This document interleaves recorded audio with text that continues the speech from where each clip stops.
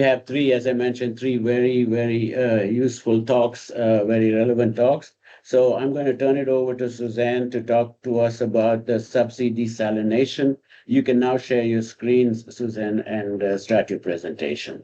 Thank you all for having us and listening to us and for giving us the opportunity to work with you.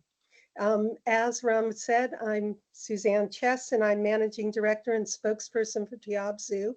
Also here with us are some of my team members, Dr. Tim Forstman, Dr. Dan Tormey, who you've heard a bit from, who's with Catalyst Environmental Solutions, our regulatory advisors.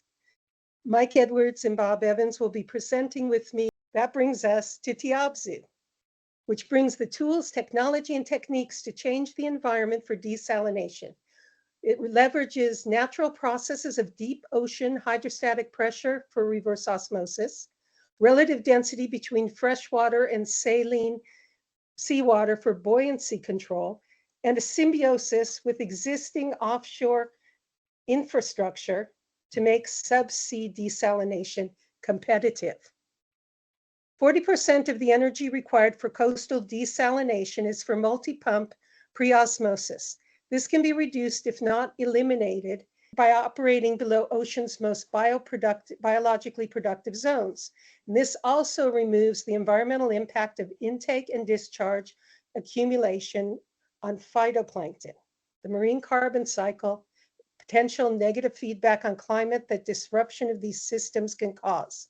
This is expected to confer regulatory advantages for pilot and post-pilot scaling.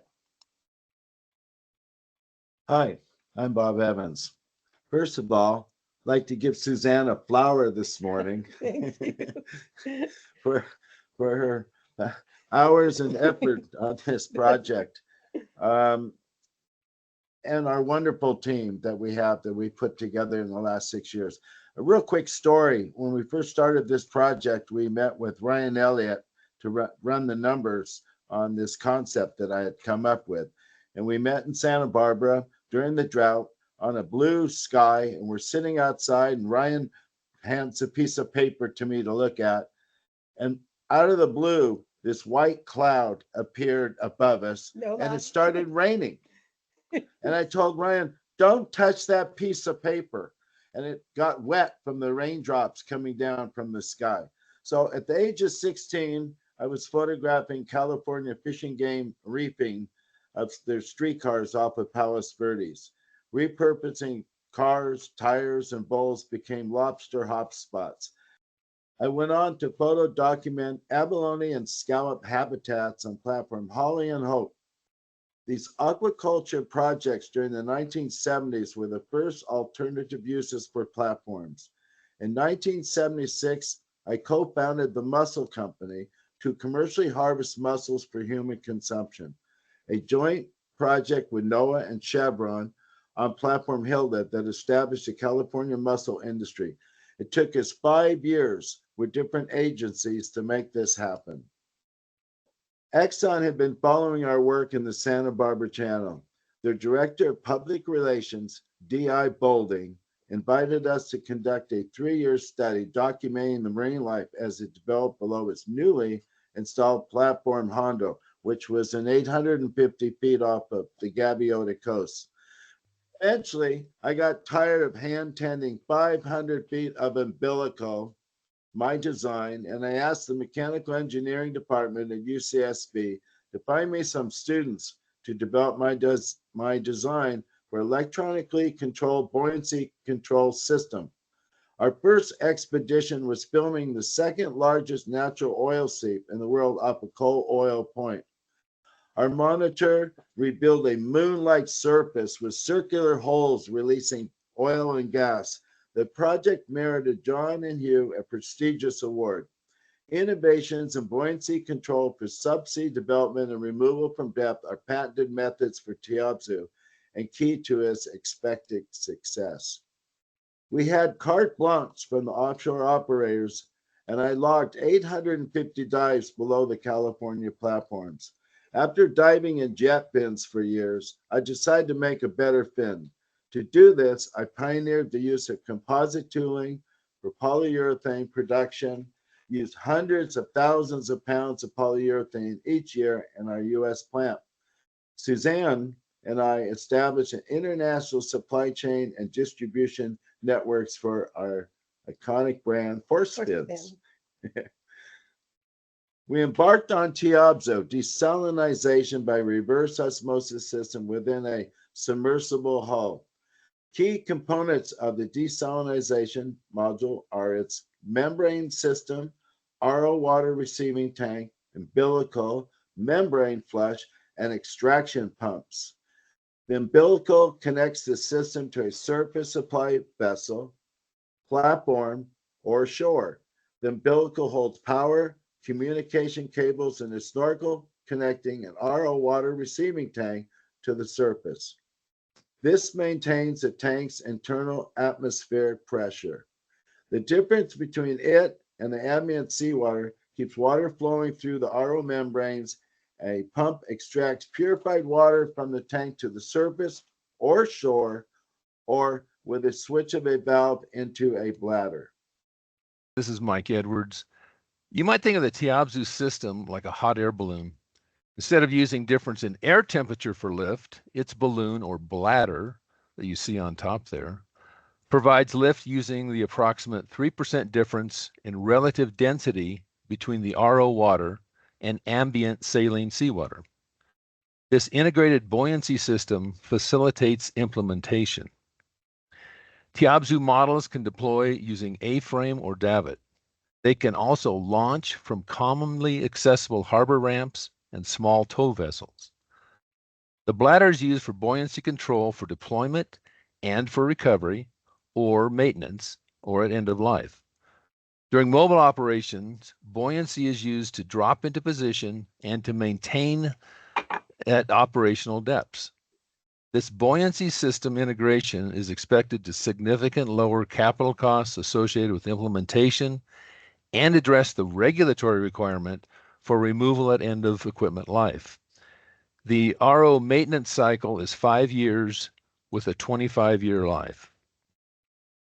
In an alternative configuration, the bladder can be filled with enough RO water to be employed to lift objects subsea. Water is non-compressible, more stable, and safer than using airbags that accelerate toward the surface or sink in response to changes in depth and ambient pressure. Heavy lift cranes generally used for subsea deployment and removal projects are in limited supply. They have very high day rate. So competition for these cranes with a myriad of offshore projects requiring their use can cause significant delays, which raises capital expenses. With respect to needing a heavy lift crane to deploy and recover a large desal system, it's enough to tip the scale outside of economic viability. To put in perspective the significance of penciling down prospective costs of implementation, the price for a barrel of crude or equivalent natural gas is probably between $24 and $70 a barrel. Water is less than a penny per gallon for most markets, so it converts to about 42 cents a gallon, or about 42 cents a barrel. There are other variables that offset some of this, such as throughput volume and the non-depleting resource in seawater. We use California for economic modeling because it is home to most of our team and where we are most familiar. It has a clearly identified need, multiple sites with suitable bathymetry for post-pilot scaling at required depths. Near site existing infrastructure and is one of the most regulatory restrictive and expensive locations to implement and operate. That results in a relatively conservative predicted returns, and frankly, if this can be done in California, it can be done anywhere. We have identified and will continue to source other locations globally and invite input on this as well. We have patents issued and pending in strategic regions internationally. Levelized cost of water is used as a standard for performance metric, and we use those suggested by Standia National Laboratories. We added DT for developmental cost to initial capital cost to account for the project's iterative stages. We are looking forward, we really are, to seeing how these values hold when updated using Dr. Sitharam's and ROICE's techno-financial modeling here at ROICE. I have full confidence in ours, but I really would like to see where these land. Tools at our disposal are Excel and the education and extensive experience of our team members. The basis was the initial pilot bill of materials and energy requirement for output of 500 gallons per minute, mean for the pump chosen during concept design. Its range is 250 to 1,000 gallons per minute. As we scale, the LCOW shifts to a maximum volume of 1,000 gallons per minute as adjusted by 85% operational efficiency. Pump choice and energy requirement has since changed, but we kept initial feasibility values since for our purposes, being conservative is preferred. The dependent variables in our formula are module scale, number of modules, operational efficiency, and site-specific power source. We charted values up to 110 modules, which was the capacity for the 45 megawatts excess power available at one of our modeling sites. The next step is to get the first article built and then into the water for testing and analysis. The proposed method for testing is to saddle a remote operating vessel, an ROV, with a small-scale desalination system. The ROV will carry the system to its operational depth and run through the paces to demonstrate concept viability and efficiencies, including confirming the lower power required per unit of freshwater generated, dispersal of saline solution, and using the generated fresh water as a form of buoyancy for recovery and positioning the model. Successful testing and analysis will raise the technical readiness for commercialization of mobile operations and for subsea lifting, such as for salvage, defense recovery, and other valuable uses. The sites for the pilot and post-pilot scaling are chosen as examples of optimum sites due to the variety of characteristics, including the proximity to depth, favorable bathymetry, existing infrastructure offshore and onshore, accessible launch sites, and available power. We approach repurposing of offshore infrastructure as a collaborative process, working together with owner-operators, leveraging their assets while, without interfering, they continue to operate. This collaboration establishes a framework for development and regulation before momentum for decommissioning takes over. The alternative use provides a transition as productivity depletes, and in the case of Tiabzu, as alternative energy sources come online. It's a transformation that is supportive of a new offshore economy. If any of you are traveling through Santa Barbara, please have a look at our Marine Megatropolis exhibit that has been up for 2.5 years in the main terminal. It's very relevant. And on behalf of our team, I thank you. Awesome. That was perfect. I would like to see a few of the RPC members and my own picture at the bottom there where it says you. So,